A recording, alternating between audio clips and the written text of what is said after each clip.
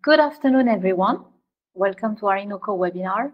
My name is Hélène Soren. I'm one of the co-founder and the CMO of inoqo.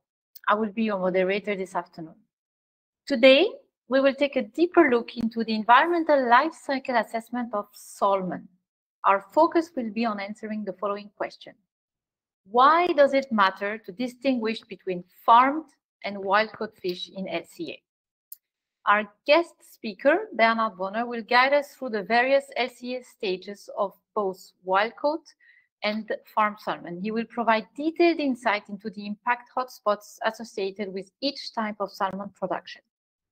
We are very excited to explore this topic with you and hopefully to shed light on the environmental implication of different salmon sourcing methods. Let me introduce you, Bernard Bonner. Bernard is a sustainability advocate and an ex-scholar with a doctorate in science from TU Vienna. With a background in landscape planning, agrarian pedagogy, and natural resources management, he made a significant impact in various roles.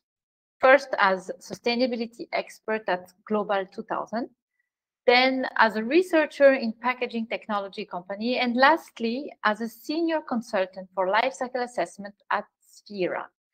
He is now the head of research at inoqo, where he continues his mission to drive innovative and eco-friendly solutions for a more sustainable future. Welcome, Bernard. Let's have a quick look at the agenda. So I will start with a brief introduction of inoqo. Bernard will then explain inoqo's methodology behind our calculations. We will then explore the crucial role of LCA in the seafood industry.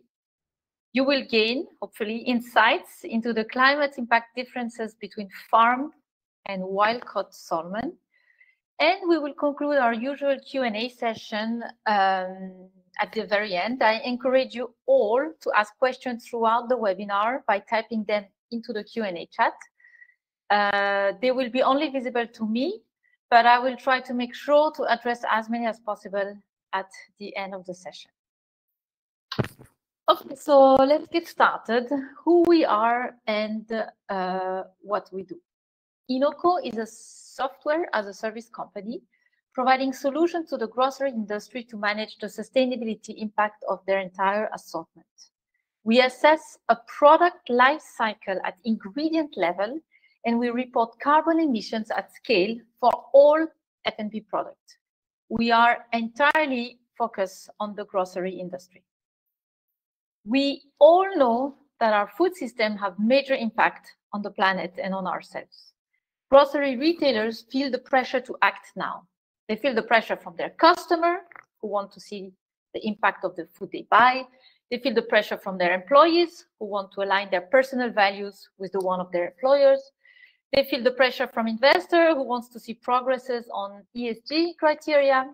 And finally, they see also pressure from those new upcoming regulations such as CSRD, green claims, etc. So why aren't they acting now? Grocery retailers are facing very big challenges when it comes to decarbonization. Over 90% of their total emissions are so-called scope 3 emissions. And the majority of those are happening at farm level, so which means all the emissions related to agriculture, land use, and land use change, which makes it very difficult for them to collect data, obviously. Once they collect the data, they have very limited internal resource to know what to do with those data. And there are a lot of uncertainties at the moment in the market with constant new regulation, new methodologies. And lastly, some products have a very variable impact depending on the season, on the control farming, on the transportation mode, etc. And this is exactly what we're trying to solve at inoqo. We allow grocery retailers and F&B brands to calculate the environmental impact of their entire F&B assortment by using the data they have available today. We usually start our assessments with all the public data available on the packaging.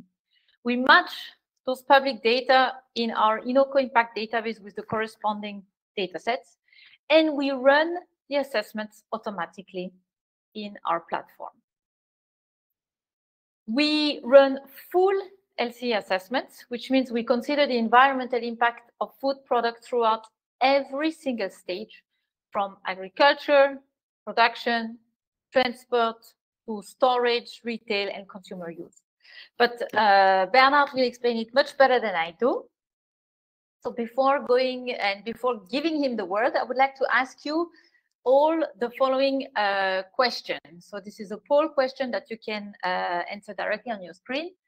On a scale of 1 to 5, how well do you understand life cycle assessment? So 1 being not at all, I don't understand LCA at all, and 5 being I'm a super strong expert and I know everything about LCA. I give you 30 seconds so that we can also give the control to Bernard.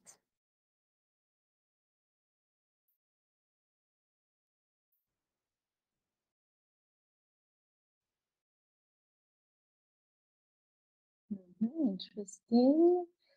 So I'm waiting for a few more votes. Okay, so we have quite some experts, Bernard. We have yes, 20% know very well, and for 20% also fairly well. So we have quite some experts on the call. So I'm sure it's gonna be very, very interesting. Okay, perfect. Let me see. Bernard, are you ready to start? Perfect.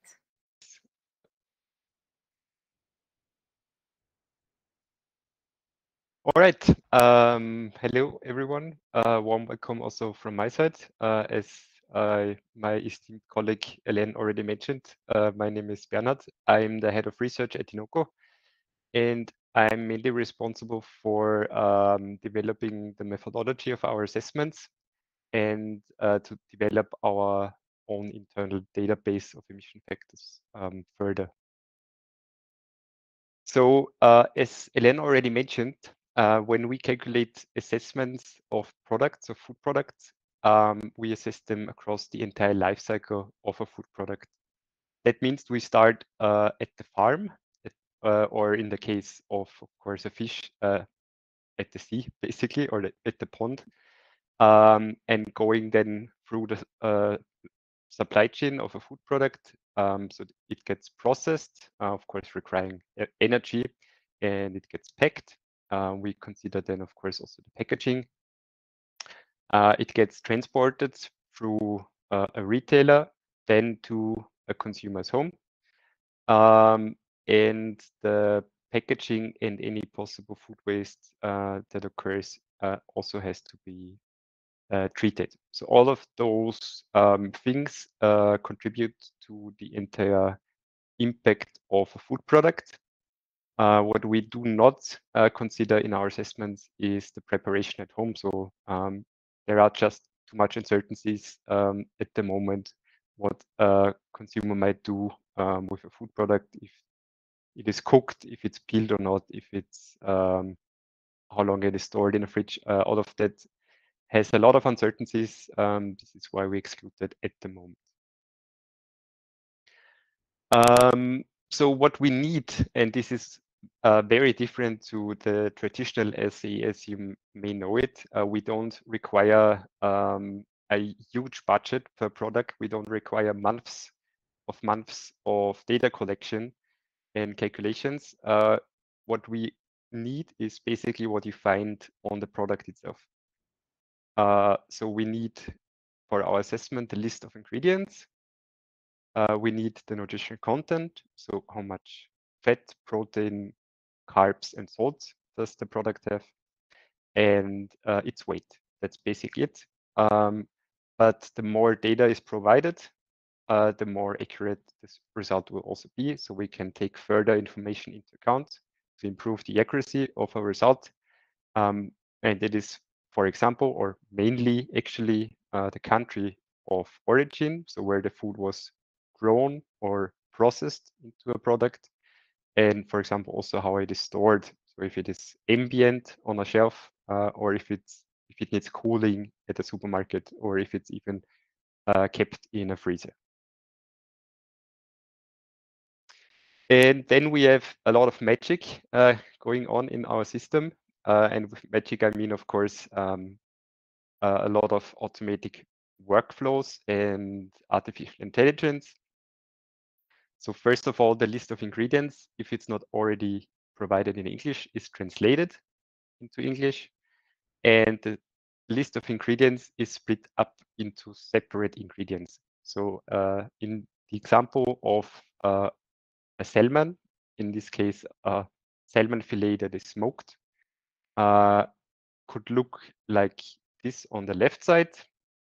So you see 97% salmon farmed in Norway, salt and black pepper. That's a real example of a product we have assessed. And the outcome in our internal system then looks like that: 97% salmon fillet farmed smoked, 2.5% salt, and 0.5% pepper. So you might also wondering maybe how we derive these missing percentages. So 97% of salmon is already indicated, but we also have a very smart algorithm that figures out the quantities of the ingredients that are not indicated. And additionally, we have an algorithm that puts this food product into a category. This is also relevant for certain other aspects. For example, we have packaging assumptions per food product category. We have certain, let's say like this, several different assumptions per food product category. And all of that happens automatically or semi-automatically because we have also Q&A processes to ensure the accuracy, where in some cases still a human looks at the result to make sure everything is fine. And the main, I would say the heart of our product is our internal database, where we map these ingredients to internal emission data sets. In the beginning, we relied on commercial databases on the market. And in the beginning, that was totally fine. But as we started to go further and further and wanted to improve our accuracy more and more, we faced limitations with the databases on the market because they were basically limited in scope. They did not have all the ingredients we needed. They did not have all the impacts from different countries where an ingredient or a raw product might be grown. So we decided to develop our own in-house emission factor database. And we did that following, of course, international standards on how you do these types of modeling and calculations, following IPCC, following the environmental PEF standard, using the latest public data available from reputable sources like the FAO, for example. And all of that contributes that then to our final database consisting of almost 10,000 data sets. And this is not even the final number because this is only for the raw products. So for example, a banana, but this banana can then be processed into banana juice, and this banana juice can go into another food product. So the variations, the number of scenarios we can build with our database is basically limitless. And what I briefly mentioned already is a very, very crucial aspect in all of that, namely where an ingredient is coming from. So in the case of the salmon, this is already indicated. This salmon was grown in Norway. So we have data sets for farmed salmon from Norway. We also have them from different other countries.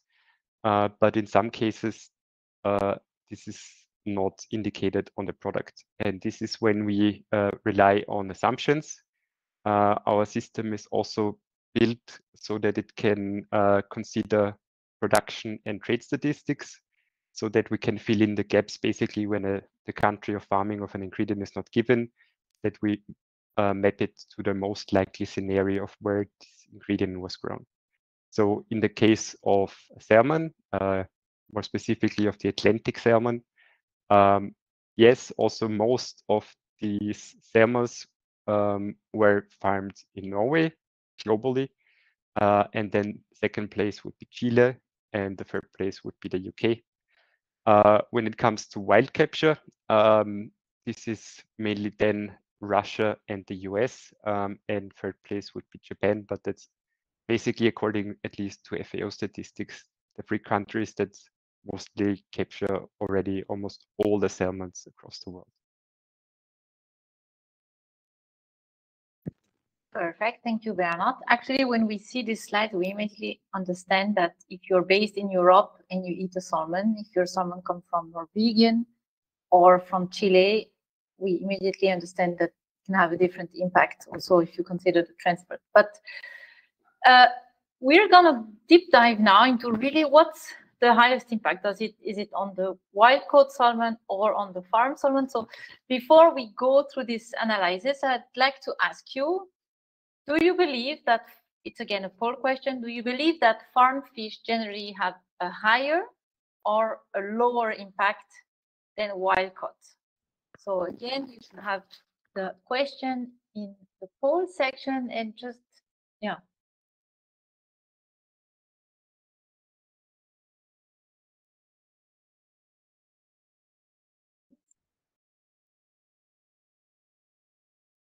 Okay, so we have, and then we're going to discover this, Bernard. So the majority of people think that, okay, I have another vote still. The majority of people think it has a higher impact. So let's find out. Let's find out. So what are the differences between farmed and wild caught fish, or in our specific case study, the salmon? And let me first explain why there might be differences, or what the main drivers of wild fish are. So the main driver, and this is mostly the only driver, you could say, when it comes to fish that is caught in the ocean or in the sea, is the fuel that is burned in a fishing vessel. So it really depends how far the ship goes out, how long it drives around to find the fish, basically, and which fishing technique especially is used to capture this fish. So what you see here, I'm not sure if there are any fishing experts in this round. I have to say I'm not a fishing expert. I'm just an LCA expert. But literature tells me that, again, these fishing techniques have very, very different fuel usages. And the ones with the lowest diesel fuel use are, for example, surrounding nets, gill nets, and hooks and lines. Other techniques, such as bottom trawls or pots and traps, have a higher fuel usage per kilogram captured fish. And fortunately, the techniques mostly used to capture salmons are the ones that have less intensive fuel intensity to capture 1 kilogram of salmon. And this is what you see here. This is based on a meta-study in North America. So on average, when you capture salmons or salmonites actually in North America using surrounding nets, you use around 0.3 liters of diesel per captured salmon. But with hooks and lines or gill nets, you use around 0.8 or 0.9 liters of diesel.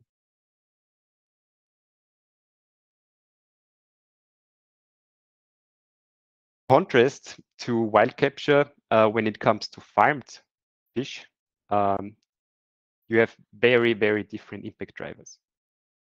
So if you grow fish in aquaculture, what is mainly relevant is the feed you give to the fish or the seafood. You see this here on the blue bar. This represents the feed.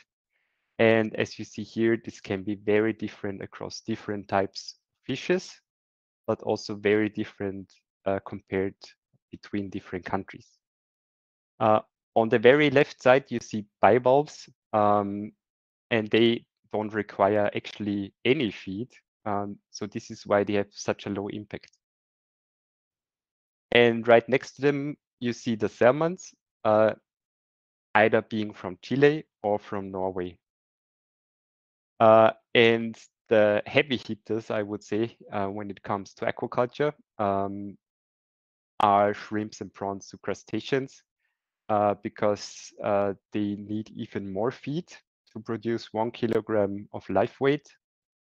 And they also have a quite significant energy consumption. So you also, if you have this aquaculture, if you have a pond, you have to filter the water, you have to pump the water, you have to put air into that water. All of that can require a lot of energy.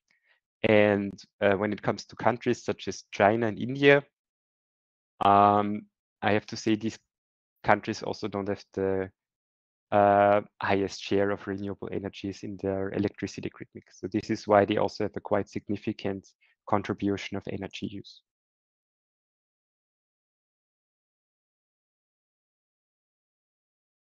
And within this feed, what the main driver is, and you see this in red here, is land use change.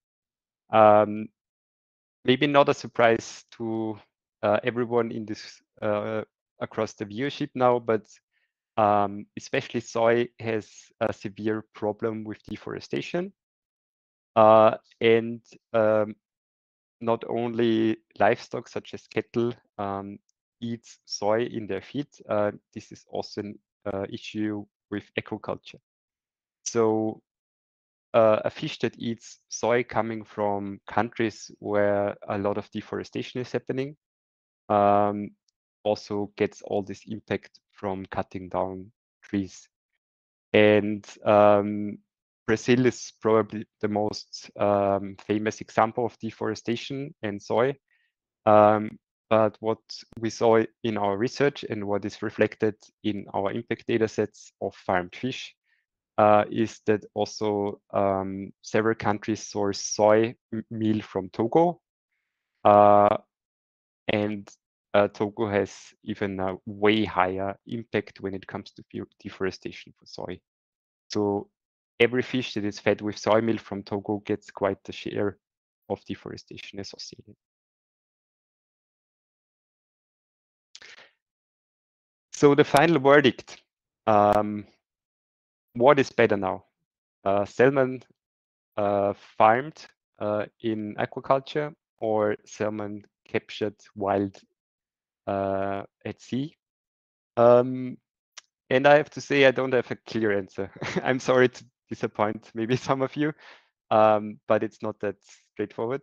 As is the case in a lot of life cycle assessment studies, it depends. You can have a salmon captured in the ocean that has a very low impact, and that would be lower than a low impact salmon that is farmed. But you can also have a very high impact of a wild salmon and also very high impact of a salmon that is farmed.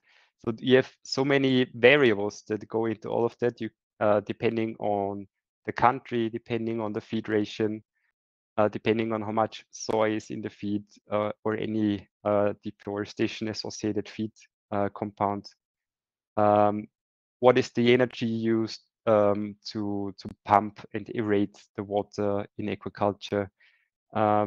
How far out does the fishing vessel actually have to go to farm or to capture fish? All of that combined contributes to a lot of uncertainty when it comes to fish.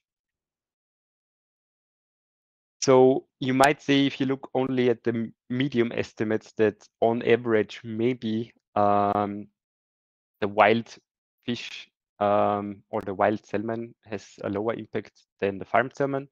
But again, don't take this as granted, because it very much depends on the actual scenario.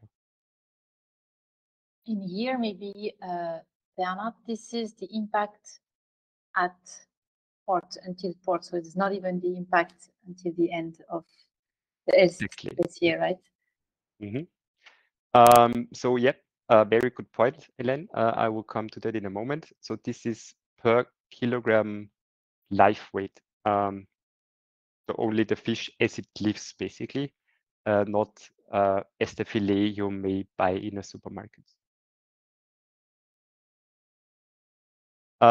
So of course, this live salmon is not a food product as you buy it, so you still have to put in a lot of human activities to have it in a form that you buy in the supermarket. And we at inoqo, we care for each and every single step across the way. So first of all, only on average 50% of a salmon is used for a fillet. So you need 2 kilograms of a salmon to produce 1 kilogram of salmon fillet. So the numbers you have just seen, you have at least double the impact. And you have to these processes, processing a fish into a fillet also has a certain energy requirement, produces waste, and so on and so forth. You have to pack it into a product packaging, and you have to transport it through a lot of stages. And of course, since fish is a very sensitive product, it also has to be kept cool or even frozen, depending on if it's cold or frozen fish, of course. And then it has to be kept also at the supermarket until you go to the supermarket, buy it, bring it home. So all of that contributes to the final impact of a salmon. So yeah. Ellen, we can't hear. Sorry, I didn't imagine. That's the third poll question, but what always amazes me is it's very difficult whenever we run assessment also for grocery retailers, very difficult to say that's the final assessment, it's better or worse. It always depends on, as we've seen now with Bernard, it depends on the country of farming, it depends on the electricity mix. You know, if you have a renewable electricity mix, then for sure, then the impact of your farm salmon will be lower. So it always depends, and that's why the more data we get, the more granularity we can have in the assessment, and the clearer the answer can be. But it was a very good demonstration, Dana. Thank you. So let's go to the third poll question.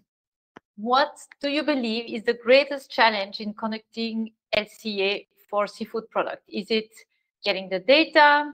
Is it that the methodology is too complex? Is it the cost? Or is it the time? So in case you have done this in your company, maybe tell us more about this. Yeah, I'm not so surprised. A lot of people say data collection, obviously. I mean, it's a challenge we hear across the board.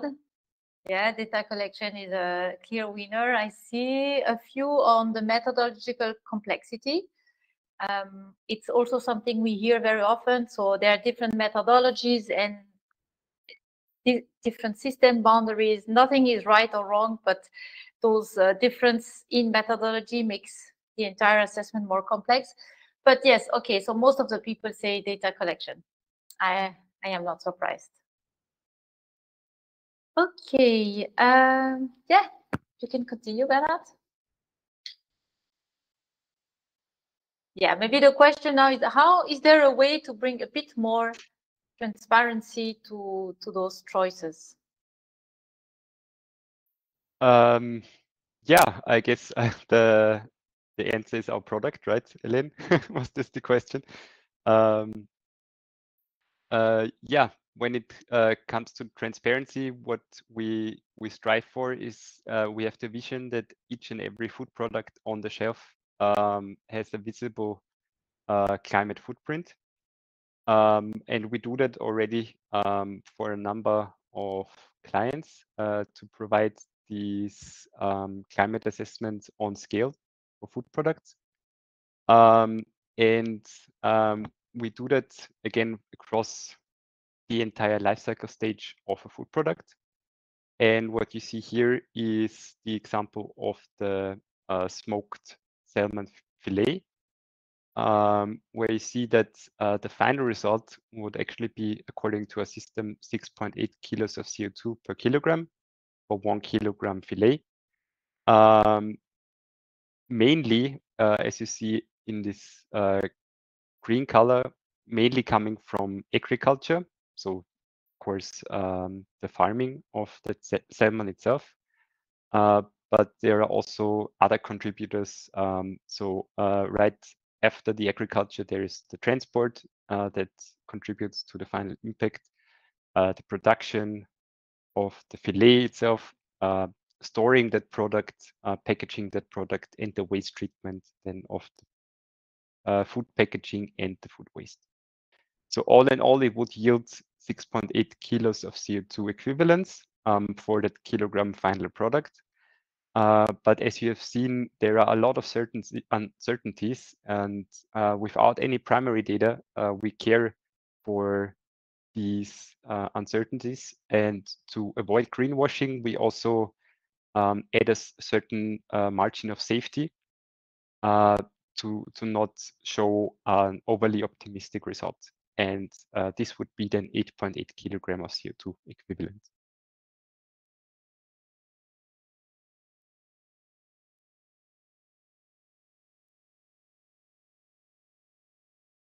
What are your recommendations, Bernard? How can we summarize everything we've said in maybe simple words? Well, first of all, not to sound too much like an activist, but you can never go wrong with eating plant-based. So first of all, do you really need the salmon, or maybe try out an alternative? There are already vegan salmons on the market. Maybe you think, oh, is that really, oh, that sounds strange, that's highly processed, is this really, oh. Just try it. If you don't like it, then okay, but give it a try. And also to keep in mind, what we talked about today is only the carbon footprint of a salmon. And sustainability is much more than that, especially when it comes to fish. There's problems with overfishing, with threatened species. Fish living in aquaculture don't have a perfect life, I have to say. Go watch some documentaries on these farms where fish are kept in ponds. That's not a good look, I have to say. So when it comes to threatened species, you can consult seafood guides, for example, from the WWF. They have a very good, really excellent documentation on which fish is fine to eat, I would say.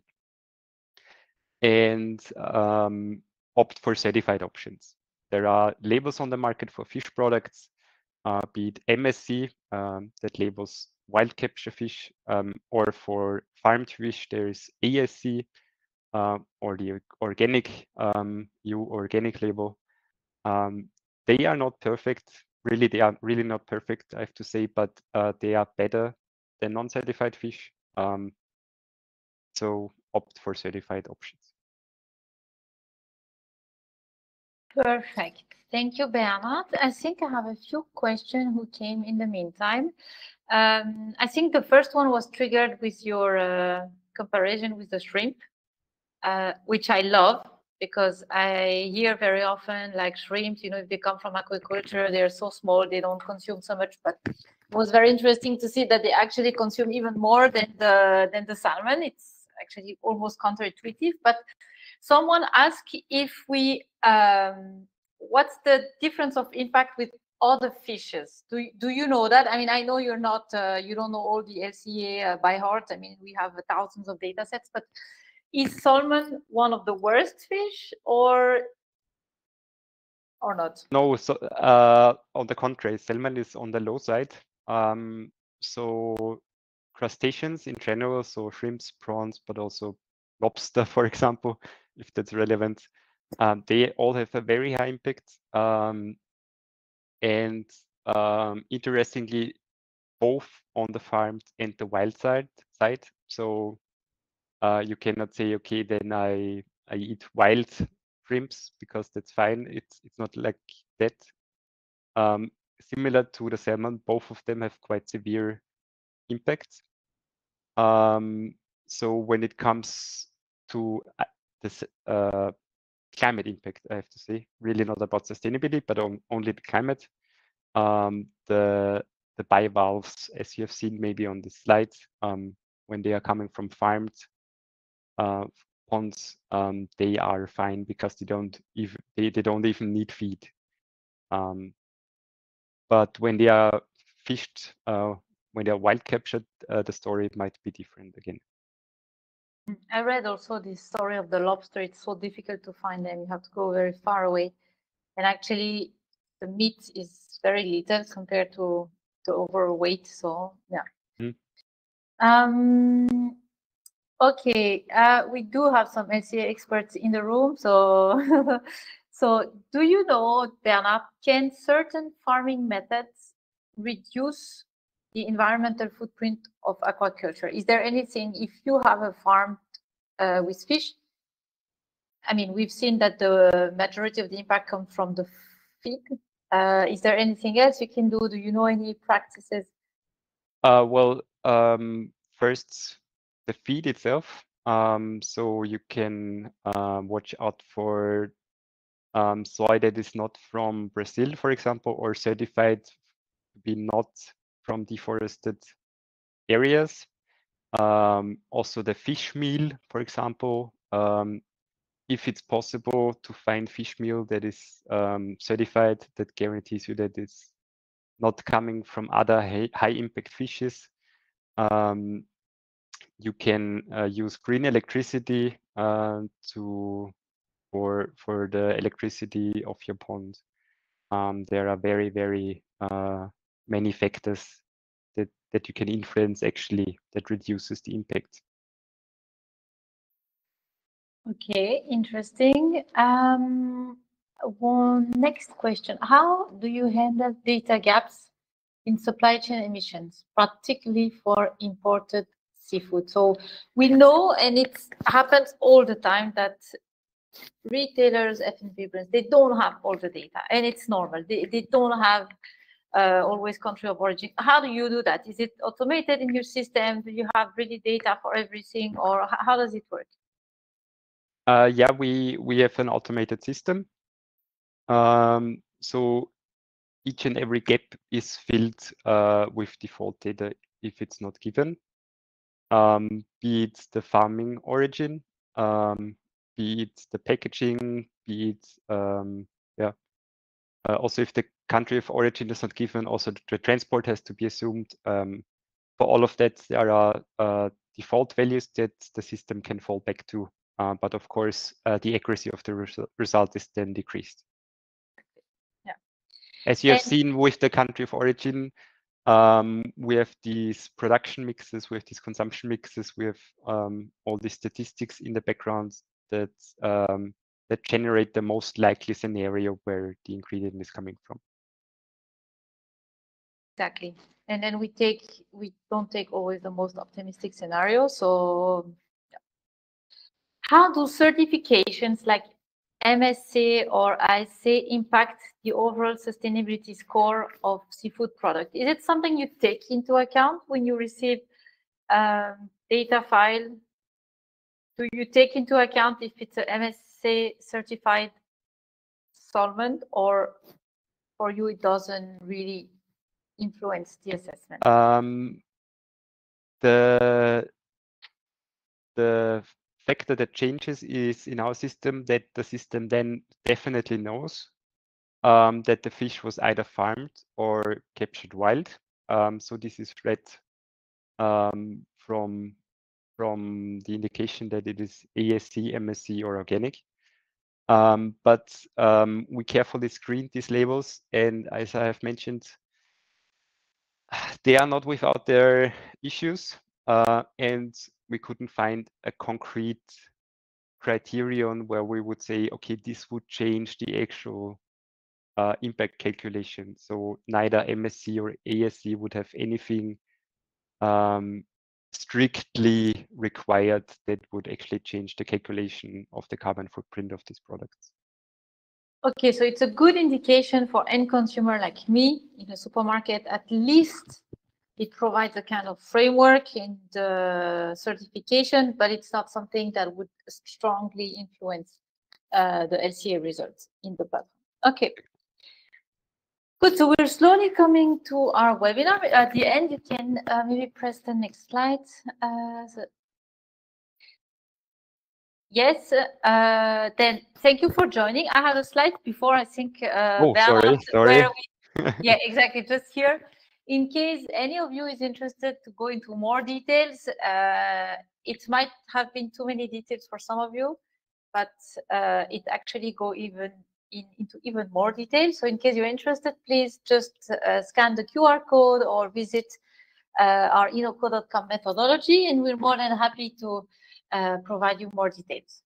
And yes, thank you all for joining.